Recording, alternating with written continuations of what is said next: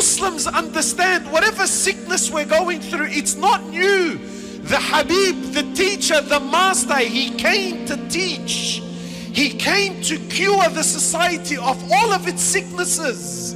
But unfortunately, we're made to believe that the Sunnah is 1400 years old. Brother, we're living in a different time, in a different place.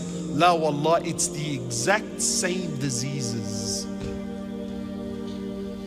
So the Prophet sallallahu alaihi wasallam, please, I want you to leave this with me. The Prophet walks into the masjid one day, sallallahu alaihi wasallam, yes?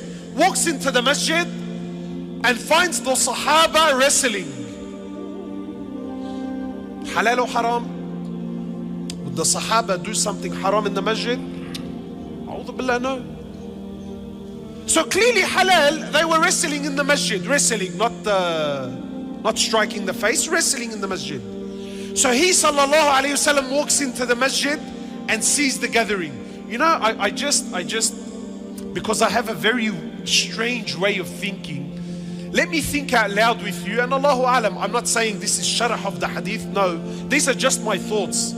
You know, sometimes you're doing something with your friend and it's funny. Between you and him, it's funny.